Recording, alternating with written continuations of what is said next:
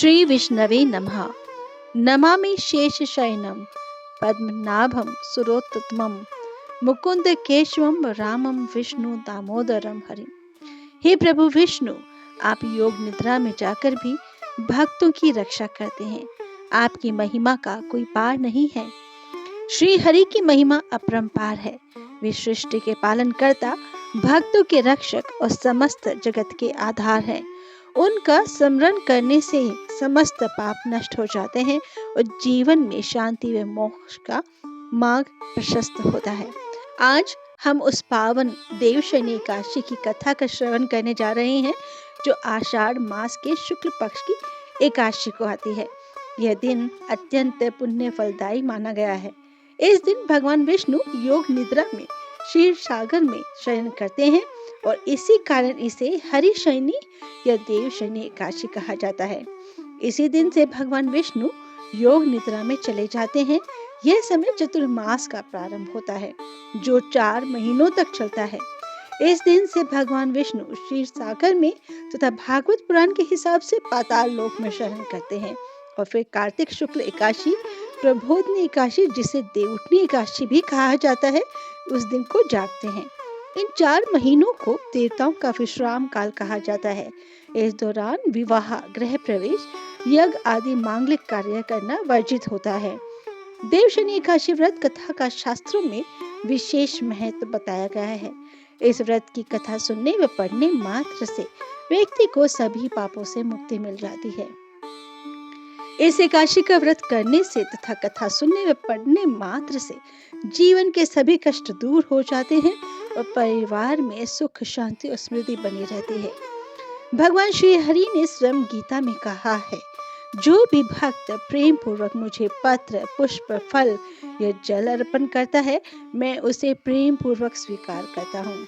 इस प्रकार भगवान विष्णु के लिए भक्ति ही सबसे बड़ा माध्यम है। न धन चाहिए, न वैभव, बस सच्चे हृदय से भक्ति चाहिए। भक्तों, सदग्रंथों में कहा गया है कि भगवान की कथा सुनना पापों को हरने वाला, पुण्य प्रदान करने वाला और मोक्ष देने वाला होता है। जैसे अमृत जीवन देता है, वैसे ही हरि कथा अमृत आत्मा को शुद्ध करती है और जीवन को सार्थक बनाती है। कथा केवल एक कहानी नहीं होती, वह तो आत्मा का आहार है। श्रद्धा और भक्ति से कथा सुनने पर उसका फल कई गुना बढ़ जाता है। जो भक्त मन, वचन और कर्म से भगवान की कथा में लीन हो जाते हैं, उनके समस्त दुख समाप्त हो जाते हैं और जीवन में शांति प्राप्ति होती है। अब भगवान विष्णु की स्तुति करते हुए हम कथा प्रारंभ करते हैं।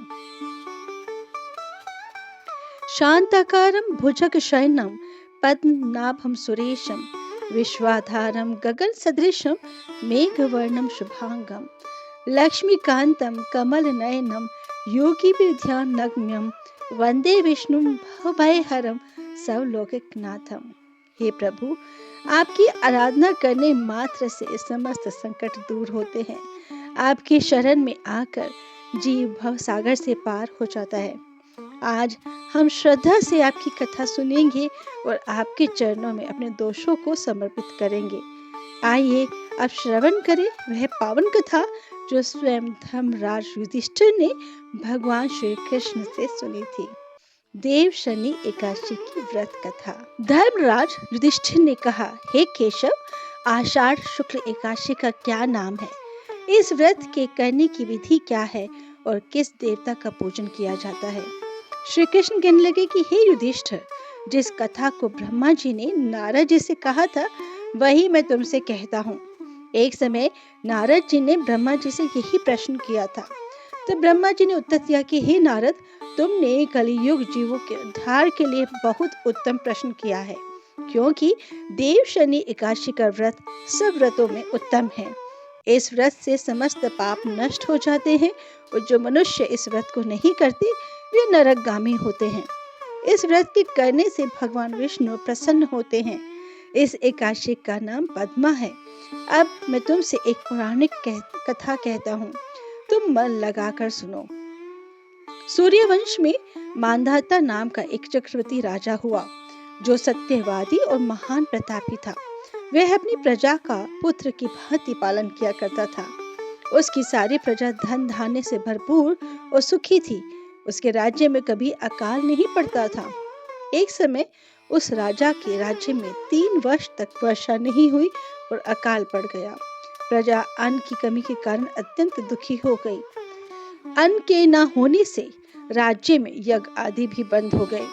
एक दिन प्रजा राजा के पास आकर कहने लगी कि हे राजा, सारी प्रजा त्राही त्राही पुकार रही है, क्योंकि समस्त विश्व की सृष्टि का कारण वर्षा है। वर्षा के अभाव से अकाल पड़ गया है और अकाल से प्रजा मर रही है। इसलिए हे राजन, कोई ऐसा उपाय बताओ जिससे प्रजा का कष्ट दूर हो। राजा मांधाता कहने लगे कि आप लोग ठीक कह रहे हैं। वर्षा से ही अन्न उत्पन्न होता है और आप लोग वर्षा न होने से अत्यंत दुखी हो गए हैं। मैं आप लोगों के दुखों को समझता हूँ। ऐसा कहकर राजा कुछ सेना साथ लेकर वन की तरफ चल दिया। वह अनेक ऋषियों के आश्रम में भ्रमण करता हुआ अंत में ब्रह्मा जी के पुत्र अंगिरा ऋषि के आश्रम में पहुंचा। वह राजा ने घोड़े से उतरकर अंगिरा ऋषि को प्रणाम किया। मुनि ने राजा को आशीर्वाद देकर कुशल क्षेम के पश्चात उनसे आश्रम में आने का कारण पूछा। राजा ने हाथ जोड़कर विनीत भाव से कहा कि हे भगवान, सब प्रकार से धर्म पालन करने पर भी मेरे राज्य में अकाल पड़ गया है। इससे प्रजा अत्यंत दुखी है। राजा के पापों के प्रभाव से ही प्रजा को कष्ट होता है, ऐसा शास्त्रों में कहा है। जब मैं धर्म अनुसार राज्य करता हूँ तो मेरे राज्य में अकाल कैसे पड़ गया, इसके कारण का पता मुझको अभी तक नहीं चल सका। अब मैं आपके पास इसी संदेह को निर्वित कराने के लिए आया हूँ। कृपा करके मेरे इस संदेह को दूर कीजिए, साथ ही प्रजा के कष्ट को दूर करने का कोई उपाय बताइए। इतनी बात सुनकर ऋषि कहने लगे कि हे राजन, यह सतयुग सब युगों में उत्तम है। इसमें धर्म का चारों चरण सम्मिलित हैं, अर्थात इस युग में धर्म की सबसे अधिक उन्नति है। लोग ब्रह्म की उपासना करते हैं और केवल ब्राह्मणों को ही वेद पढ़ने का अधिकार है। ब्राह्मण ही तपस्या करने का अधिकार रख सकते हैं, परंतु आपके राज्य में एक शूद्र तपस्या कर रहा है। इसी दोष के कारण आपके राज्य में वर्षा नहीं हो रही है। इसलिए यदि आप प्रजा का पालन करना चाहते हो तो उस शूद्र का वध कर दो। इस पर राजा कहने लगे कि महाराज, मैं उस निरपराध तपस्या करने वाले शूद्र को किस तरह मार सकता हूँ। आप इस दोष से छूटने का कोई दूसरा उपाय बताइए। तब ऋषि कहने लगे कि हे राजन, यदि तुम अन्य उपाय जानना चाहते हो तो सुनो। आषाढ़ मास के शुक्ल पक्ष की पद्मा नाम की एकादशी का विधि पूर्वक व्रत करो। व्रत के प्रभाव से तुम्हारे राज्य में वर्षा होगी और प्रजा सुख प्राप्त करेगी, क्योंकि इस एकादशी का व्रत सब सिद्धियों को देने वाला है और समस्त उपद्रवों को नाश करने वाला है। इस एकादशी का व्रत तुम प्रजा, सेवक तथा मंत्रियों सहित करो। मुनि के इस वचन को सुनकर राजा अपने नगर को वापस आया और उसने विधि पूर्वक पद्मा एकादशी का व्रत किया। उस व्रत के प्रभाव से वर्षा हुई और प्रजा को सुख पहुंचा। अतः इस मास की एकादशी का व्रत सब मनुष्यों को करना चाहिए। यह व्रत इस लोक में भोग और परलोक में मुक्ति देने वाला है। इस कथा को पढ़ने और सुनने से मनुष्य के समस्त पाप नाश हो जाते हैं। एक अन्य कथा के अनुसार, वामन पुराण के अनुसार, एक बार राजा बलि ने तीनों लोकों पर अपना अधिकार जमा लिया था। यह देखकर इंद्र समेत अन्य देवी देवता घबरा गए और भगवान विष्णु की शरण में पहुंच गए। देवताओं को परेशान देखकर भगवान विष्णु ने वामन अवतार धारण किया और राजा बलि से भिक्षा मांगने पहुंच गए। राजा बलि ने वामन देवता से कहा कि जो मांगना चाहते हैं मांग लीजिए। इस पर वामन देवता ने भिक्षा में 3 पग भूमि मांग ली। पहले और दूसरे पग में वामन देवता ने धरती और आकाश और पूरा संसार को नाप लिया। अब तीसरे पग के लिए कोई जगह नहीं बची, तो राजा बलि से वामन देवता ने पूछा कि तीसरा पग मैं कहाँ रखूं।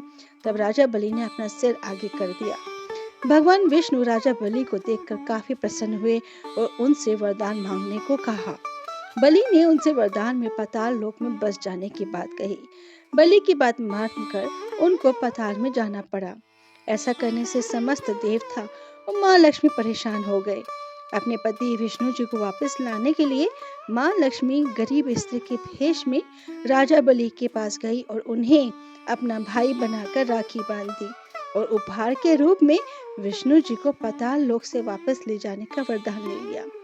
माता लक्ष्मी के साथ वापस जाते हुए भगवान विष्णु ने राजा बलि को वरदान दिया कि वे प्रत्येक वर्ष आषाढ़ शुक्ल पक्ष की एकादशी से कार्तिक मास की एकादशी तक पाताल में ही निवास करेंगे और इन 4 महीने की अवधि को उनकी योग निद्रा माना जाएगा। यही वजह है कि दीपावली पर माँ लक्ष्मी की पूजा भगवान विष्णु के बिना ही की जाती है। देवशयनी एकादशी व्रत की कथा संपूर्ण हुई। हरे कृष्ण कृष्ण कृष्ण हरे हरे, हरे राम राम राम हरे हरे। दोस्तों, अगर आपको ये वीडियो पसंद आई है तो प्लीज़ आप इसे लाइक और शेयर अवश्य कीजिएगा और अगर इस चैनल पर नए हैं तो हमारे भक्ति सागर चैनल को सब्सक्राइब करना ना भूलें। जय श्री राधे राधे।